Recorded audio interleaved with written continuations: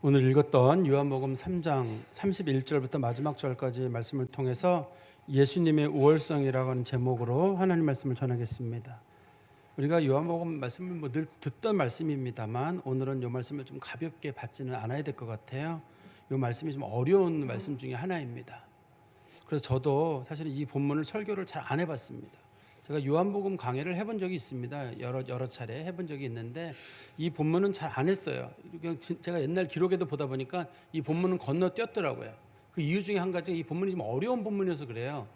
어렵다는 말은 이해가 어려운 면도 있겠지만 이게 설명이 어려워서 설명을 하고 나면 혹시라도 이게 오해를 일으킬까 하는 그런 조심스러운 본문이 있거든요. 그래서 그런 본문을 저도 그냥 지나가는 경우가 있었는데 이 본문은 좀 설명을 해야 되겠다 하는 그런 마음이 들어서 제가 이 본문을 오늘 본문의 설교 본문으로 정했습니다. 제가 요한복음 앞부분에 나와 있는 내용을 조금 정리해서 말씀드리면 예수 그리스도는 하나님의 아들이십니다. 그리고 그건 또 하나님이신데 그분이 우리의 죄를 위해서 십자가에 달려 돌아가시기 위해서 인간의 몸을 입고 우리 가운데 오셨습니다. 그런데 예수님께서 세상에 오시는데 사람들이 예수님을 안 믿잖아요.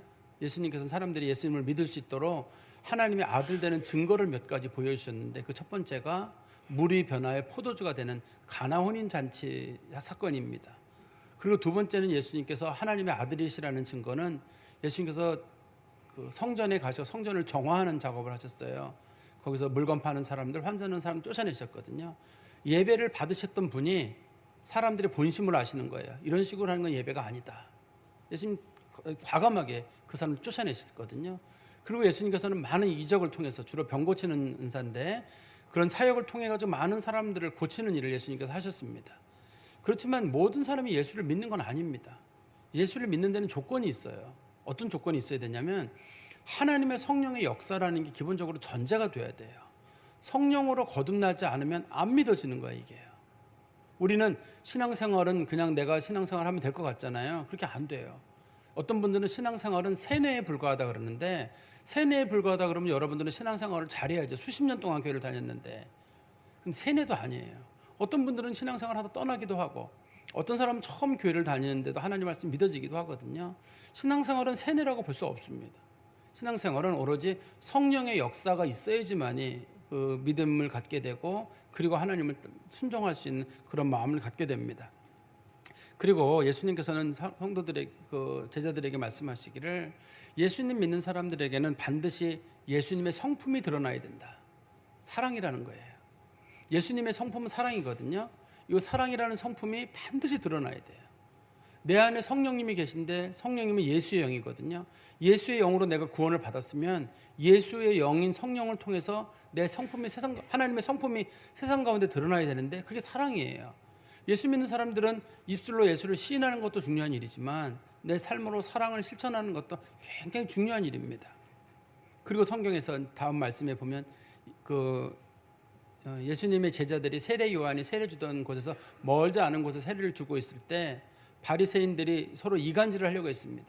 세례 요한의 제자들을 찾아가서 뭐라고 얘기했냐면 너희 스승을 따르던 많은 사람들이 지금은 예수를 따라가서 거기서 세례를 받는다. 기분 나쁘지 않느냐. 그 얘기를 세례 요한도 들었거든요.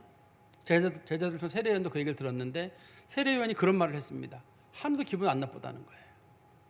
사람들이 전부 예수님 쫓아가고 예수님 따라가고 자기를 따라오는 사람은 없어요. 이제는요. 보통 사람들은 기분 나쁘거든요. 자기가 그동안 수고했는데 자기를 안 알아주면. 그런데 세례 요한은 뭐라 그랬냐면 나는 주의 길을 예비하는 자에 불과하다. 예수님의 신발끈을 풀기에도 감당치 못하는 사람이다. 나는 그저 예수님의 들러리에 불과하다. 사람들이 나를 안 알아주면 안 알아줄수록 좋다. 보통 사람들하고 다르죠. 보통 사람들은 사람들이 나를 알아주면 좋잖아요. 인정해주면. 빈말이라도 인정해주면 좋은데 세례 요한은 확실히 큰 사람이에요. 사람들이 나를 안 알아주고 내 이름이 잊히는 게 좋은 거예요. 그래서 성경에 말하기를 그는 흥하고 나는 쇠하여야 하리라. 예수님만 점점 드러나고 자기는 사라져야 한다라고 세례 요한이 말하고 자기의 이름이 잊혀지는 걸 도리어 즐거워하고 하나님께 감사를 했습니다. 이제 오늘 본문의 말씀에서는 보면 직접적인 내용은 세례 요한하고 예수님을 비교하는 거예요. 세례 요한은 예수님을 뭐라 그랬냐면 자기는 예수님에 대해서 예수님의 길을 예비하는 사람이고 예수님을 위한 들러리에 불과하다고 했는데 세례 요한은 예수님이 누군지 알아요. 예수님이 하나님이시라는 걸 알기 때문에 감히 예수랑 자기랑 비교하는 것 자체가 싫어요. 어디 나랑 예수님을 비교를 해요. 그러니까 사람들이 당신 예수님 지금 당신의 인기를 전부 예수님이 얻고 있는데 기분 나쁘지 않느냐? 아니 어디다 나랑 예수님을 갖다 붙이냐는 거예요. 감히 그 높은 분하고 나랑 어디 비교를 해요? 그분은 하나님의 아들이신데 그 세례 요한은 전혀 기분 나쁘지 않은 거예요. 또 한 가지가 이제 그리스도인들은 그러면 내가 믿음을 가졌다고 하잖아요. 믿음을 가졌다고 할 때 그 믿음이라는 것이 지적인 동의가 있어요. 지적인 동의란 예수가 하나님의 아들이십니다. 살아계십니다. 뭐 그런 것도 중요한 일입니다만 성도들에게 중요한 것 중에 한 가지는 이것을 내가 진짜 믿으면 거기에 내 인생을 걸어야 되는 거예요. 믿음이라고 하는 것은 정말 예수가 하나님의 아들이라고 믿으면 거기에 내 인생을 걸어야죠. 그리고 삶과 죽음 앞에서도 담대해야죠. 예수님을 걱정하지 말라. 그럼 걱정하지 않는 거예요. 내일 일을 걱정하지 말라. 그럼 내일 걱정 안 하는 거거든요. 한날 괴로움은 그날에 족하다. 하나님 말씀 붙잡고 가는 거예요. 그래야 그게 믿음인 거지. 그런 생활을 하지 않으면 사람들이 온전한 신앙인이라고 보기가 어려워요. 우리는 말로는 예수님 믿고 예수님 따른다고 하지만 근심 걱정은 그대로 가져가고 있고 맡기지도 못하고 신뢰도 못하고 그런 상태로 간다 그러면 그게 온전한 신앙인이 되게 어렵거든요. 대부분의 분들은 내가 신앙이 이렇게 신앙생활을 잘 못하는 이유가 내가 특별한 어떤 이적이나 그런 체험이 없어서 그런다 그러는데 신앙 이적이랑 체험으로 세워지는 거 아닙니다. 신앙생활이라고 하는 건 오로지 하나님의 말씀을 근거로 해가지고 그 말씀 속에서 신앙이 세워지는 거예요. 그러니까 여러분들이 믿음이 적다 할 때 성경 말씀 자주 읽으면 돼요. 하나님 말씀 자주 설교 듣고 하나님 말씀을 듣고 믿음은 들으면서 난다고. 이거 내가 안 듣고 안 읽으면서 믿음이 자라기를 바란다. 안 자라요. 기도해야 돼요. 기도하지 않으면 믿음이 안 자라요. 여러분 어차피 교회에 들어왔거든요. 신앙생활 하기로 왔는데 그냥 신앙생활 할 때 어여운부에다 놀다가 신앙생활 끝내고 하나님 앞에 갔을 때 너 뭐 하다 왔냐 그러면 그냥 대충 놀다가 왔습니다. 이런 사람이 있고 전 끝까지 예수님 믿고 예수님 붙잡고 왔습니다. 이런 사람이 있어요. 이왕 예수님을 믿기로 한 이상이면 잘 믿어야 되고 끝까지 붙잡아야 되고 교회에서 원하는 게 뭔가요? 예수님 끝까지 잘 붙잡는 거거든요. 그거 저도 가르치는 게 목적이고 여러분들도 끝까지 예수님 붙잡고 예수님 의지하고 여러분들이 어떤 선택의 여지가 있을 때 나 어떤 걸 선택할까? 근데 예수님이 기뻐하시는 게 뭐지? 그거 선택하면 되고 삶과 죽음의 문제가 놓였을 때에도 사람들은 다 무섭고 떨리죠. 두렵고 떨리는데도 주님께서 내가 너희 생명을 붙잡아 줄 테니 걱정하지 마라. 나는 살아도 너의 주인이고 죽어도 너의 주인이니까 다 맡겨라. 그럼 성도들이 죽음 앞에서도 여유를 가지고 하나님 앞에 담대한 마음을 가질 수 있는데 그거는 신앙인들만이 가질 수 있는 그런 좀 마음의 태도가 아닌가 하는 생각이 듭니다. 우리 오늘 말씀 31절 말씀 보실까요? 위로부터 오시는 이는 위로부터 오신 위라는 말은 하늘에서 오신 분 그런 뜻이거든요. 또 그 말씀이 31절 밑에 보시면 하늘로부터 오시는 이 이렇게 표현하고 있는데 위로부터 오시는 이는 만물 위에 계시고 땅에서 난 이는 땅에 속하여 땅에 속한 것을 말하느니라. 하늘로부터 오시는 이는 만물 위에 계시나니. 성경에 보니까 예수님을 위로부터 오시는 분, 하늘에서 오시는 분이라고 말하고 있는데요. 예수님은 하나님이 보내신 분이에요. 하나님이시고 하나님과 함께 계신 분이세요. 우리 인간으로서는 이해하기 어려운 거죠. 어떻게 하나님이 그를 보내시고 그런데 그는 하나님이시고 하나님과 함께 계셨고 하나님이 그 예수 안에 예수가 하나님의 안에 거하는 그런 은혜가 어떻게 있을 수 있느냐 그런 모습이. 그런데 예수님은 하늘에서 오신 분이세요. 하늘에서 오신 분이시고 그분이 바로 하나님이시고 비록 그분이 인간의 몸을 입고 마리아의 몸을 빌려서 동정녀 탄생을 하셨지만 그분은 참 하나님이십니다. 우리가 믿고 있는 믿음의 본질이에요. 그중에 그게. 그런데 이 예수는 만물 위에 계시다고 했는데 만물 위에 계시다는 뜻은 예수님은 일반 만물하고 달라요. 물질이든 사람하고 다르게 예수님은 창조된 존재가 아닙니다. 예수님은 영원전부터 하나님과 함께 계셨고 그분이 바로 하나님이시고 성부, 성자, 성령 하나님과 같은 분이세요. 처음부터. 그래서 창조된 존재가 아니고 스스로 계신 분이세요. 구약 성경에서는 하나님은 스스로 계신 분, 다른 말로 여호와 하나님이라고 부르잖아요. 예수님도 하나님과 더불어 영원전부터 스스로 계신 분이셨거든요. 그리고 만물 위에 뛰어나다는 말은 그분은 능력이 아주 많다는 뜻이에요. 세상을 세우기도 하시고 없애기도 하시고 죽은 자를 살리기도 하시고 또 살아있는 자를 없애기도 하시는 그 능력을 가지신 분. 그래서 그분은 만물 위에 계십니다. 그렇지만 다시 31절 뒤에 보시면 땅에서 난 이는 땅에 속하여 땅에 속한 것을 말하느니라. 땅에서 난 이는 사람들이에요. 사람들은 사람 얘기만 해요. 세례 요한도 사람 얘기하는 사람이에요. 세례 요한이 분명히 예수님에 대해서 그는 세상 죄를 지고 가는 하나님의 어린 양이라고 증언을 했고, 그가 성령이 예수님 머리에 머무르는 걸 봤다고 얘기했고, 예수는 성령으로 세례를 주신 분이라고 세례 요한이 고백을 했었거든요, 사람들 앞에서. 그렇지만 세례 요한은 예수님에 관한 것을 알고 있는 거지 예수님의 본질을 알고 있는 건 아닙니다. 예수님과 하나님의 본질을 알고 계신 분은 하나님과 예수 그리스도 성령밖에 없어요. 땅에 속한 사람들은 정확하게 하나님께서 어떤 일을 하시는지는 사람들은 몰라요. 그저 전해지는 얘기를 통해서, 주로 성령을 통해서인데, 성령을 통해서 부분적으로 알 수는 있지만 정확하게 하나님이 뭘 원하시는지 그걸 잘 몰라요. 예배 시간에 영어를 쓰는 게 적합한지는 제가 모르겠습니다만, 혹시라도 영어를 쓰시는 게 이해가 조금 쉬울 수도 있는데요, 사람은 하나님에 관해서 얘기하는 거예요. 주로 하나님에 대해서. 영어에 about란 말 있잖아요. 우리는 하나님에 관해서 얘기를 해요. 왜냐하면 내가 하나님이 아니기 때문에. 그렇지만 예수님은 하나님의 얘기를 말씀을 해요. 하나님이 어떠신지, 하나님의 본질이 뭔지, 이런 건 예수님만 얘기할 수 있어요. 이거 영어에 오브라는 말 있잖아요. 소유를 나타내는. 이게 지식이 뭐뭇에 관한 지식이 있고 뭐뭇의 지식이 있는데, 하나님의 지식이라고 소위 불려지는 것은 예수님밖에 말할 수가 없어요. 사람은 땅의 얘기를 할 수밖에 없고, 세례 요한이라 할지라도. 그래서 세례 요한하고 예수님의 차이점 뭐냐면, 예수님은 하나님의 얘기를 하시는 분이시고 세례 요한은 하나님에 관한 얘기를 하는 사람이에요. 그러니까 세례 요한은 건너 들은 사람인 거고, 예수님은 말씀 그 자체가 되시는 그런 분이시라는 뜻입니다. 32절 말씀해 보십시오. 제가 31절 끝부분부터 다시 읽겠습니다. 하늘로부터 오시는 이는 만물에 계시나니 그가 친히 보고 들은 것을 증언하되 그의 증언을 받는 자가 없도다. 여기 보면 하늘로부터 오시는 분은 예수 그리스도를 말하는데, 그분은 하나님이셔요. 그래서 그가 친히 보고 들은 거, 친이란 말이 중요한데요, 친이란 말은 뭐냐면 예수님은 직접 하나님과 함께 만세전부터 계셨잖아요. 하나님과 함께 구원 경륜을, 구원 계획을 다 세우셨거든요. 그리고 사람을 구원하기 위해서는 하나님의 아들이 와서 죽어야 하지만 그 문제가 풀어진다는 걸 알고 계셨어요. 이 모든 것들을 성부, 성자, 성령 하나님과 함께 친히 얘기를 나누시고 이것을 실행하시는 분, 그분은 예수님밖에 없어요. 이 본문의 친이란 말이 그런 뜻이에요. 예수님은 직접 보고 하나님과 함께 계셨고 그분이 하나님이시고 그런 분입니다. 예수님께서는.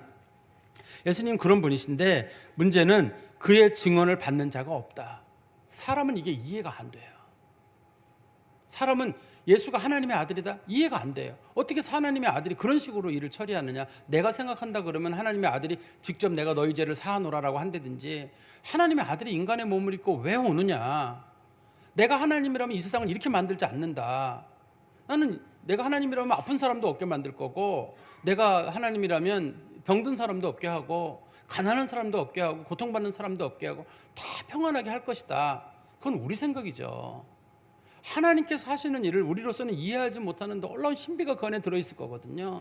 그래서 많은 사람들은 내가 원하는 대로 세상이 안 돌아갈 때 하나님을 원망하게 되고 신앙이 떠나게 되죠. 아니, 하나님이 계시면 왜 아픈 사람이 있어? 하나님이 계시면 왜 우리를 늙게 만들고, 하나님이 계시면 수고한 사람이 이렇게 고통을 겪게 하고, 세상에 불의와 불공정함이 이렇게 많은데 어떻게 하나님이 가만히 계시냐 그러는데, 사람들이 하나님의 뜻을 이해를 못해서 그래요. 우리가 하나님을 잘 알지 못하는 것은 하나님을 제일대로 알지 못하기 때문에.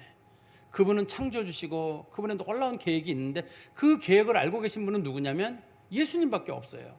그래서 예수님은 실망하거나 하지 않으시는 분이시지만, 인간은 하나님에 대한 얘기를 간접적으로 듣는 존재이기 때문에 늘 지식에 충족함이 없고 늘 마음에 편안함이 없죠. 왜 하나님이 이렇게 일하시나 저렇게 일하시나. 그래서 사람들은 예수 그리스도께서 전해주시는 그 하나님의 말씀을 이해가 안 됩니다. 또 우리 성도들 중에도 마찬가지로 예수님과 하나님과 성령님이 한 분이시라는 게 이해가 잘 안 돼요. 제가 삼위일체론에 대한 얘기를 좀 간단하게 하나 설명드리면, 삼위일체론은 크게 세 가지로 나눠지는데요. 하나는 소위 아타나시우스라고 하는 사람이 이제 처음으로 주창을 해가지고 그 삼위일체론에서 자리를 잡았습니다. 그런데 그 사람 뭐라고 주장을 했냐면, 성부, 성자, 성령 하나님은 모든 본질에 있어서나 속성에서 똑같은 분이시다. 단지 겉으로 드러난 모습만 다르다라고 했어요. 성부, 성자, 성령 하나님은 한 분이세요. 본질에 있어서도 같아요. 속성도 같으세요. 단지 겉으로 드러난, 소위 성경에서 말하는 위격이라고 불려지거나 인격이라고 부르는 면만 달라요. 서로 성부, 성자, 성령 하나님의 인격을 교류하시기 때문에 예수님이 하시는 일을 하나님이 모르시는 게 없고 하나님의 일을 예수님이 모르시는 게 없어요. 그래서 성부, 성장, 성령 하나님은 한 분이시다. 소위 이걸 우리가 동일 본질이라고 하거든요. 아버지와 아들과 성령님은 본질이 같으시다. 우리는 그 믿음을 가지고 있어요. 이것을 이제 세계 교회가 니케아 신경이라는 회의를 통해 가지고 니케아 회의라는 회의를 통해 가지고 결정을 했어요. 그리고 이제 그 중요한 내용들을 우리가 사도신경을 통해서 신앙 고백할 때마다 전능하사 천지를 만드신 이런 식으로 해서 신앙 고백을 하죠. 우리가 지금도요. 그런가 하면 아리우스라고 하는 사람이 있었는데 아리우스라고 하는 사람은 이렇게 주장을 했어요. 예수 그리스도는 하나님보다 조금 부족한 분이다. 어떤 성경에 보면 예수를 하나님의 아들이라고 부르고 아버지로부터 나왔다고 하지 않느냐. 그리고 예수님께서도 뭐가 궁금하면 어떤 얘기는 제자들이 물어볼 때 그날은 말세에 대한 얘기는 아들도 모르고 천사도 모르고 오직 아버지만 아신다고 얘기하는 걸 보면 아, 예수님은 하나님보다 조금 부족한 분이구나 이렇게 생각하는 사람들이 있어요. 그래서 그 사람, 그 아리우스는 주장하기를 예수님은 하나님이시긴 한데 최초의 피조물이다. 그 하나님이시지만 최초의 피조물이고 성부 하나님보다는 조금 부족한 존재다. 이렇게 주장을 했어요. 아리우스라고 하는 사람이.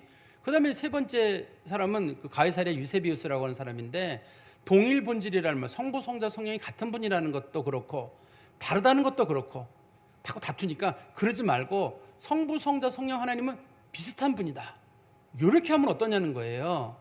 그런데 성부, 성자, 성령 하나님은 동일 본질을 가지고 있다라고 가르치고 그다음에 성부, 성자, 성령 하나님은 서로 속성을 교류하시고 단지 위격만 다르다라고 하는 게 이게 기본적인 정통 교리의 가르침인데 성부, 성자, 성령이 서로 순서가 있다라든지 또 예수님은 하나님보다 부족하다라든지 이렇게 가르치는 거 이단이에요. 이단 가르침입니다. 그리고 예수님과 성령님은 그다음에 하나님은 똑같지는 않지만 거의 비슷하다 이렇게 가르치는 것도 이단 교리예요. 우리가 그런 것들은 좀 조심스럽게 그러면 목사님 그 이해가 안 됩니다. 당연히 이해가 안 되죠. 하나님에 관한 얘기고 하늘에 관한 얘기인데 이것을 이해할 수 있는 방법은 딱 한 가지예요. 오로지 성령을 통해서 하나님의 영이신 성령이 가르쳐 주시는 그 가르침을 통해서만이 사람들이 아, 하나님 그러신 분이구나라고 우리가 부분적으로 받아들이지만 이해는 안 돼요. 왜냐하면 그분은 하나님이시고 우리는 사람이에요. 우리의 지성이 한계가 있고 하나님의 지성의 무한함에 비하면 우리는 아무것도 아니기 때문에 그렇습니다. 33절에 보십시오. 그의 증언을 받는 자는 하나님이 참되시다는 것을 인쳤느니라. 사실 이게 한국말로 우리나라 말로 읽어볼 때도 조금 문장상 매끄럽지가 않습니다. 한번 다시 들어보세요. 그의 증언을 받는 자는 그는 하늘에서 오신 예수 그리스도를 말합니다. 예수 그리스도의 증언을 받는 자는 하나님이 참되시다는 것을 인쳤느니라. 참되시다고 말한다. 이러면 좋아요. 우리나라 말에 참되시다는 것을 보여준다. 그러면 그것도 좋아요. 근데 갑자기 인쳤다는 말의 뜻은 도장을 찍었다. 이런 뜻이거든요. 도장을 찍었다는 말을 우리가 한문으로는 날인한다고 하거든요. 날인한다고 합니다. 보통 경우 이스라엘 요 시대에도 그렇고 또 성경이 기록될 때에도 서명 날인이라는 게 있었어요. 우리나라도 어떤 중요한 서류에는 보면은 서명하고 그 다음에 인주해서 도장을 찍잖아요. 우리도 도장을 찍는데 이스라엘에서는 어떻게 했냐면 중요한 서류인 경우 거기다가 내가 서명을 하고 그 다음에 밀랍이 있거든요. 밀랍을 거기다 이렇게 뿌린 다음에 내가 가진 도장으로 콱 찍어요. 날인이 되는 거예요. 도장을 찍거든요. 그리고 나면 이 문서에 관련된 내용에 대해서는 나는 목숨 걸고 책임을 지겠다는 약속이에요. 그러니까 내가 날인을 함부로 해서는 안 돼요. 날인을 한다고 하는 그 순간에는 나는 이 문서에 대해서 모든 책임을 진다. 그게 재산에 관련된 것이든 생명에 관련된 것이든 종과 노예에 관련된 것이든 간에 나는 이 문서에 대해서 완전히 책임을 진다는 뜻이거든요. 이 말씀에서 여기 인을 친다는 말을 쓰는 이유는 예수 그리스도의 말씀을 받은 사람들은 하나님은 참되시고 하나님은 진실하시다는 것을 인정하고 자신의 인생을 거기에 건다는 거예요. 그래서 예수를 믿는다고 하는 것은 생각보다 쉬운 게 아닙니다. 우리는 예수를 믿는다고 할 때 나 예수 믿어요. 우리는 그런 걸 믿는다고 말하지 않아요. 예수를 믿는다고 하는 사람들은 예수의 목숨을 거는 거예요. 당신의 인생의 목표가 뭡니까? 나 예수님 섬기는 게 내 인생의 목표입니다. 대부분 사람들은 좋은 대학을 가고 좋은 대학에 왜 가니? 성공하고 싶었어요. 성공은 왜 하니? 돈을 많이 벌고 싶어. 돈을 왜 많이 버니? 편안하게 지내고 싶었어요. 그렇게 사람들이 꿈을 꾼다 그러면 그 사람 예수 믿는 사람이라고 보기 어렵죠. 내가 예수를 믿고 예수에게 내 인생을 거는 사람은 너 인생의 목표가 뭐니? 전 예수님의 영광을 드러내는 게 제 목표입니다. 너 나중에 좋은 학교 가서 뭐 할래? 나 예수님 이름을 세상에 알리는 일을 제가 하고 싶습니다. 어떤 분야에서든지 간에 전 예수님 알리는 일을 하고 싶습니다. 너는 성공해서 뭐가 할래? 전 예수님 알리는 일을 할 겁니다. 그리스도인들은 목표가 예수님을 알리는 게 우리 인생의 목표예요.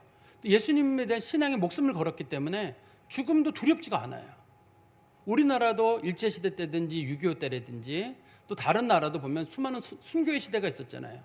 성도들이 죽음 앞에서 두렵지가 않은 거예요. 왜 사람이 안 두렵겠습니까? 기본적으로는 다 두렵죠. 두렵지만 성도들은 난 예수를 믿기 때문에 예수를 믿는 믿음에 내 목숨을 걸은 거예요. 어차피 우리는 예수를 믿고 따르기로 마음의 결심을 했고 여기 온 거잖아요. 이제 신앙이라고 하는 건 내 목숨을 걸어야 그게 신앙을 확증하는 과정이거든요. 전부를 걸고 전부를 맡기는 거예요. 살아도 주의 것이고 죽어도 주의 것인데 예수님 알아서 하신다. 나의 생명을 원하시면 내가 생명을 드리는 거고, 나로 좀 더 살라 그러면 더 사는 거고, 지금쯤 데려가신다 그러면 데려가시라고 우리가 하나님 앞에 하는 거고, 너의 것들 너의 삶을 내게 맡기라 그러면 맡기는 거예요. 그때 우리가 하나님 앞에 성령 받고 나서 하나님은 진실하시다, 하나님은 참되시다라고 믿는 사람들은 맞습니다. 저 이 사실을 믿고 내 인생 전부를 걸겠습니다. 그래야 된다는 뜻입니다. 이 본문의 말이 인쳤다는 말이 그런 뜻으로 사용되고 있거든요. 근데 우리가 그러지를 못하는 게 하나가 안타까워요. 두 번째는 예수님 믿는 사람들은 그 성령 안에 거하는 사람들이기 때문에 사랑이라고 하는 열매들이 반드시 그 안에 나와야 돼요. 요한일서 3장 14절에 보면 예수님 믿는 사람들은 사랑이 드러나는 모습을 보고 사람들은 저 사람이 구원받은 줄 안대요. 그렇지만 그 사람에게 사랑이 드러나지 않으면 사람들은 저 사람 지옥 백성이다라고 생각한다는 거예요. 그 사람이 예수 믿는 사람인지 저 사람이 지옥 갈 백성인지를 구분하는 방법, 하나님이 구분하시는 방법 말고 우리가 구분하는 방법은 그 사람에서 드러나는 사랑이에요.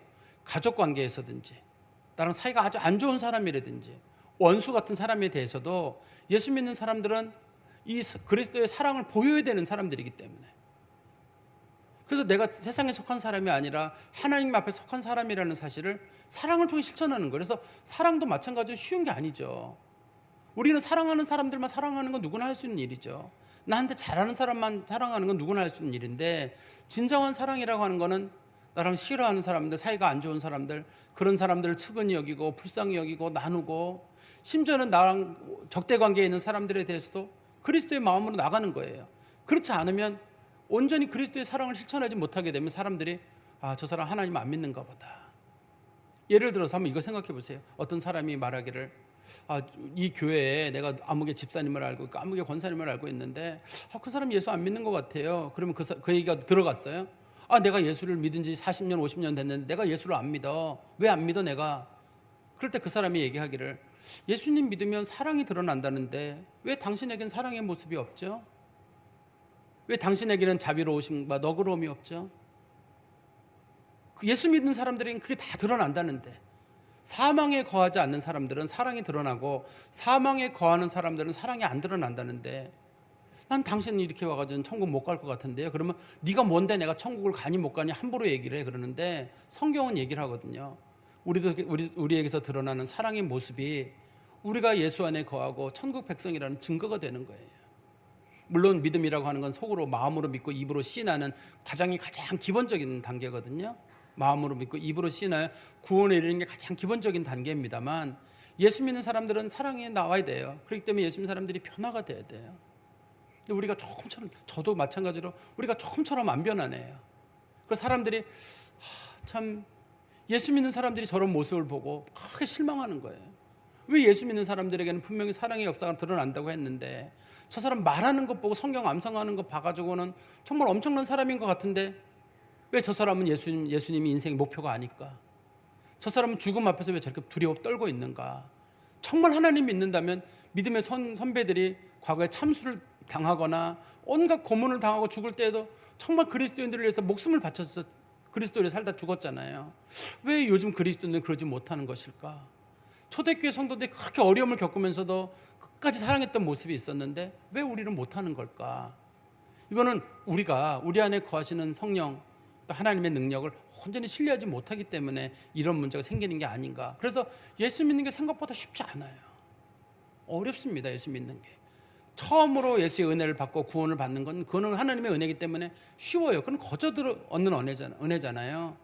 그렇지만 온전히 예수 믿는 사람으로 살아간다는 것, 사랑을 실천하고 간다는 건 굉장히 어려운 일인데 이건 꼭 해야 되는 것들이에요. 여러분들이 이걸 꼭 마음에 좀 두시기를 부탁드리겠습니다. 그리고 34절의 말씀에 보시면 하나님이 보내신 이는 하나님의 말씀을 하나니 이는 하나님의 성령을 한량없이 주심이니라. 하나님이 보내신 이는 예수 그리스도예요. 말씀이 육신이 되어 우리 가운데 오신 하나님의 아들 예수 그리스도인데 그는 하나님의 말을 한다고 할 때 제가 아까 영어식 표현을 하나 썼잖아요. 하나님에 관한 얘기가 아니라 하나님의 말씀을 하시는 분이에요. 제가 우리 요한복음 1장 설명할 때 그런 말씀 드렸잖아요. 태초에 말씀이 계시니라. 이 말씀이 하나님과 함께 계셔서 이 말씀은 곧 하나님이시니라. 이렇게 나올 때 말씀이라는 말의 원래 뜻이 그리스어로 로고스예요. 뜻이 성부, 성자, 성령의 제2위를 부르는 말. 여러분 사전 찾아보시면 나와요. 영어 사전에도 찾아보시면 로고스 치면은 성부, 성자, 성령의 제2 하나님 혹은 말씀 이런 뜻으로 설명이 되어 있거든요. 영어 사전에도 보면 국어 사전도 마찬가지예요. 로고스를 치시면. 그렇지만 거기서 말씀이라고 할 때 성경 말씀도 말씀이고 예수님도 태초에 말씀이 계신데 말씀이잖아요. 근데 어떤 게 더 무게가 있는 말씀이냐면 예수 그리스도가 더 무게가 있는 말씀이에요. 예수님은 하나님과 함께 계셨고 하나님이시기 때문에 그의 말씀은 하나님의 말이에요. 그렇지만 성경에 있는 얘기는 하나님에 관한 얘기도 기록이 돼 있거든요. 예수님이 하신 일들이 기록이 돼 있어요. 골고루. 그렇지만 이거는 목격한 사람들이 기록한 거지나 성령의 감동에 있어서 기록된 것들이지만 예수 그리스도의 말씀은 예수님 자신이 직접 보고 하나님과 함께 계셨고 영원한 계획을 우리가 신학적 용어로는 경륜이라고 그러거든요. 하나님의 영원한 경륜 가운데서 보셨던 그 모든 것들을 예수님이 증언하시는 거예요. 그래서 성경을 여러분들이 보실 때 구약 성경을 볼 때 구약 성경은 어떤 그런 조명 가운데 봐야 되냐면 신약 성경의 맥락에서 봐야 돼요. 신약 성경에서 이걸 뭐라고 얘기했는가 잘 봐야 되고 신약 성경을 볼 때에는 예수 그리스도께서 뭐라고 말씀하셨는가. 왜냐하면 예수님의 말씀은 곧 하나님의 말씀인데 하나님의 말씀도 두 가지가 있다고 했잖아요. 하나님에 관련된 것, 예수님에 관한 게 기록된 게 있고 예수께서 직접 보시고 직접 하나님으로서 계시면서 말씀하셨던 것들이 있기 때문에 예수님의 말씀이 훨씬 우위에 있기 때문에 그래요. 성경을 보는 원칙도 그런 거라는 거 우리가 좀 기억할 필요가 있을 것 같습니다. 그리고 우리 성경 말씀에 보시면 다시 34절에 예수님이 하나님 말씀을 하시는 이유는 하나님이 성령을 한량없이 주십니다. 우리 인간들은 예수를 믿을 때 성령을 받아요. 그렇지만 성령께서 우리 가운데 다 들어오고 성령께서 우리를 지배하신다고 하시지만 성령의 부분적인 역사가 우리 가운데 있는 거예요. 어떤 사람들이 성령의 감동을 받아 말씀을 기록할 때도 부분적인 역사가 있는 겁니다. 그렇지만 예수 그리스도는 성령을 온전히 받으시는 분이에요. 한량없다는 말에 있어서는 양에 있어서나 시간에 있어서나 영원성에 있어서나 예수 그리스도는 성령을 온전히 받으신 분. 왜냐하면 그분은 성부, 성자, 성령 하나님과 동등하신 분이시기 때문에 한량없다는 말의 뜻은 그 넓이에 있어서나 양에 있어서나 시간에 있어서나 전혀 한계가 없으신 분. 그래서 신학적인 용어로는 이걸 성령의 담지자라고 부르거든요. 예수님은 성령이 온전히 예수님 안에 다 들어와 있어요. 그래서 예수님은 성령에 관련된 얘기를 부분적으로 성령의 감동 가운데 얘기하는 선지자들과 다르게 성령을 100% 충만하신 분이시기 때문에 그 성령에 있는 말씀을 그대로 전달하시는 능력이 우리 가운데 있습니다. 그리고 35절에 하나님께서 아들을 사랑하사 만물을 그의 손에 다 주셨으니 아들을 믿는 자에게는 영생이 있고 아들에게 순종하지 아니하는 자는 영생을 보지 못하고 도리어 하나님의 진노가 그에 머물렀느니라. 성부, 성자, 성령 하나님은 서로 사랑하는 관계예요. 성부, 성령이 서로 사랑하는 관계로 서로 연결되어 있고 성부 하나님께서는 성자 하나님에게 하늘과 땅에 있는 모든 권세를 다 줬어요. 사람을 구원하는 문제, 만물을 다스리는 권세를 전부 아들에게 주셨거든요. 그런데 그 아들을 믿는 자에게는 영생이 주어져요. 아들을 믿지 않는 자들에게 영벌이 주어져요. 아들 믿는 자는 반드시 영생을 받습니다. 그 사람이 믿음이 좀 부족해도 하나님의 아들 예수를 믿으면 하나님께서 반드시 구원하세요. 하나님을 믿는 사람, 하나님의 아들을 믿는 사람이 영생의 길에서 벗어날 수 있는 가능성은 전혀 없어요. 하나님의 아들 예수 그리스도가 우리가 죄를 지었다고 해서 우리를 끊어버리거나 그러시는 분도 아니에요. 여러분들 이 말씀을 아마 들으시면 그 말씀 내용이 이해가 될 것 같은데요. 로마서 8장 38절 39절인데요. 로마서 8장 38절 39절에 보시면 내가 확신하노니 사망이나 생명이나 살고 죽는 일이나 그런 뜻이겠죠. 천사들이나 권세들이나 영적인 어떤 존재들이든지 현재일이나 장래일이나 지금이나 내세나 능력이나 높음이나 깊음이나 다른 어떤 피조물이라도 우리 주 그리스도 예수 안에 있는 하나님의 사랑에서 끊을 수 없으리라. 하나님께서 한번 택하신 백성들, 그리스도를 믿는 사람들, 그 사람들은 하나님이 반드시 구원하세요. 우리 또 성경 말씀 하나 볼까요? 요한복음 6장 39절인데요. 요한복음 6장 39절에 보시면 나를 보내신 이의 뜻은 내게 주신 자 중에 내가 하나도 잃어버리지 아니하고 마지막 날에 다시 살리는 이것이니라. 예수 믿는 사람은 예수님께서 한 사람도 절대 실수 없이 다 구원하신대요. 예수 믿다 버림받는 일 없다는 얘기예요. 예수 믿는 사람은 하나님 반드시 구원하십니다. 그러나 예수 안 믿는 사람들은 영벌을 받아요.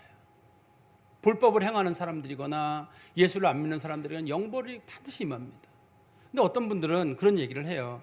하나님께서 사랑이신데 설마 지옥이 있겠느냐? 그 사랑이 많으신 하나님께서 어떻게 지옥을 만드시고 그 사람들이 고통받는 걸 보시겠느냐? 그럴 리가 없다고 주장하는 사람들이 많아요.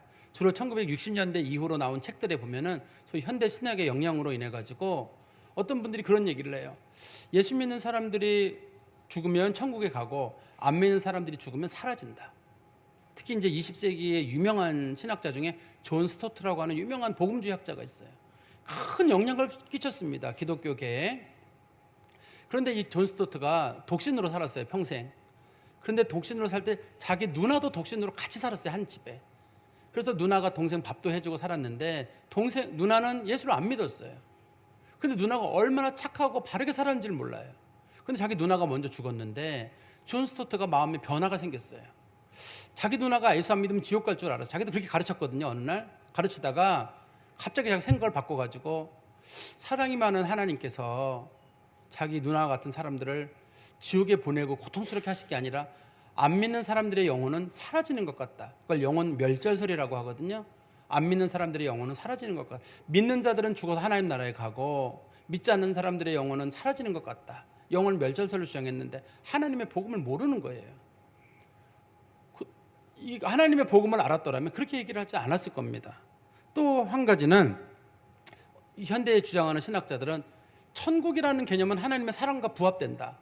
그러나 지옥이라는 건 하나님의 사랑이라는 원리가 부합되지 않기 때문에 그럼 지옥이라는 말이 성경에 나오는데 그건 뭐냐? 천국이라는 말의 상대 개념으로서 개념화시킨 것뿐이지 실제로 지옥에 있는 건 아닌 것 같다. 이렇게 말씀하시는 분들이 현대 신학자들 중에 꽤 많아요. 천국과 지옥을 인정하지 않고 영생과 영벌을 인정하지 않는 사람들이 있으면 가짜예요. 아무리 위대한 사람이 있다 할지라도 지옥 얘기하지 않고 영벌 얘기하지 않고 예수 믿지 않는 사람들 영원한 벌을 받는다 이 얘기 안 꺼내면 그건 다 가짜예요. 예수 믿는 사람들에게는 영생이 있고 천국이 있고 구원이 있고 은혜가 있지만 예수 안 믿는 사람들에게는 영벌이 있어요. 지옥에 벌이 있고. 이거 왜 그러냐면 이게 하나님의 공의 때문에 그래요. 자기 아들 예수를 보냈는데 그의 죽음을 현저히 욕보이는 거고 죄를 지은 사람들은 반드시 벌을 받는다는 게 하나님의 원칙이거든요. 그걸 근데 하나님이 그런 사람들을 다 모른다고 하시고 용서하신다 그러면 그런 일은 있을 수가 없어요. 그리고 불법을 행하는 사람들, 그것이 권력이든 혹은 사람을 죽이는 살인 행위든 폭력이든 이런 것들에 대해서 하나님 반드시 심판하십니다. 그러면 우리가 고민이 있어요. 그러면 예수 믿는 사람들도 죄를 저지르는데 어떻게 되느냐? 예수 믿는 사람들은 예수님의 공로를 의지해서 사망에서 영생으로 옮겨요. 그래서 예수 믿는 사람들은 어떠한 죄를 지어도 사함을 받습니다. 그런데 이게 악용되는 경우가 있어요. 어떻게 악용을 하냐면 사람들이 목사님 분명히 말씀하셨죠. 예수 믿는 사람들은 죄가 다 용서된다고. 내가 누구를 죽인 것도 누구를 해한 것도 내가 무슨 죄를 다 용서된다고 하셨죠. 나 이러면 막 살 거예요. 이렇게 하는 건 아니에요. 예수 믿는 사람들은 불법을 행하는 사람들, 불의를 행하는 사람들이 하나님 앞에 심판받아야 마땅한 건데 우리에게 은혜를 주신 줄 알고 예수 믿는 사람들은 그런 죄를 범하면 안 돼요. 불공정을 범하면 안 되고 그거는 하나님 앞에 버림받을 사람들이 할 일이에요. 거짓말도 예수 믿는 사람들 하지 마셔야 돼요. 폭력을 행하는 일이든지 사람을 미워하는 일이든지 그런 거 하는 거 아닙니다. 예수 믿는 사람들은 사랑으로 사람들을 자꾸 돌보고 은혜로 보고 하나님 사랑하고 사람 사랑하는 그 가치를 담고 있어야지만이 그 사람이 하나님 앞에 온전히 서는 사람들이에요.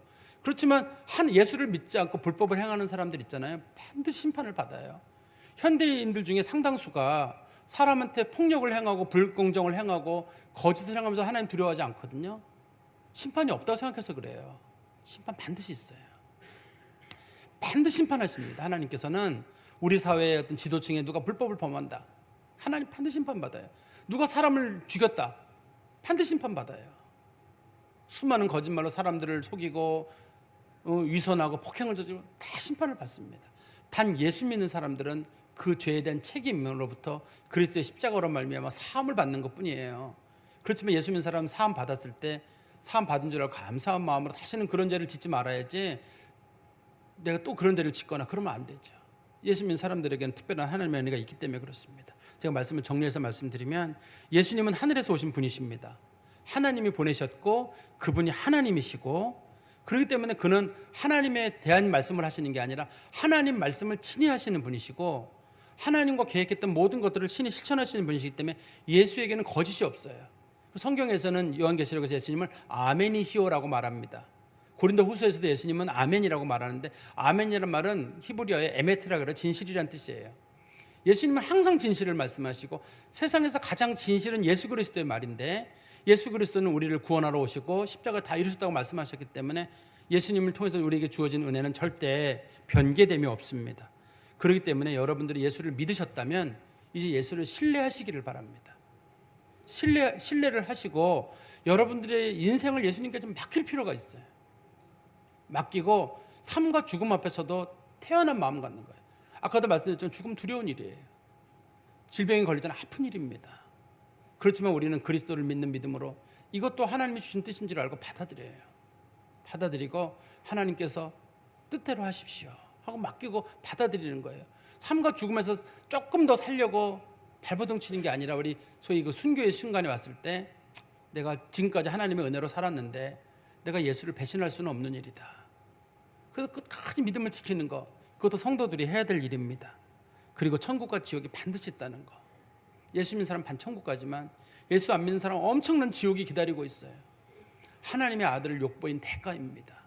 공의의 하나님께서는 지옥의 심판을 반드시 주시거든요. 우리 가족들 중에 주변에 누가 안 믿는 분들이 있으면 꼭 예수 믿고 믿음의 길로 빨리 돌아오도록 함께 권면하는 은혜가 있기를 간절히 소망합니다. 기도하겠습니다. 하나님 아버지, 주님 은혜 감사합니다. 저희들이 주의 말씀을 무겁게 받습니다.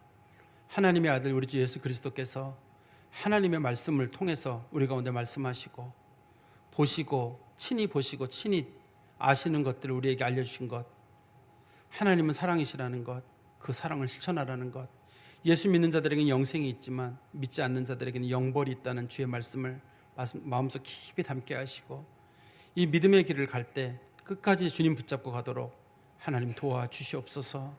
이왕 주님을 믿기로 한 이상 주님 중심으로 살아가고, 힘들 때도 주님 끝까지 붙잡게 하시고, 살아서도 주님 붙잡고, 죽는 그 순간에도 끝까지 주님을 의지하는 믿음의 자녀들이 되게 하여 주시옵소서. 우리 주 예수 그리스도의 이름으로 기도하옵나이다. 아멘.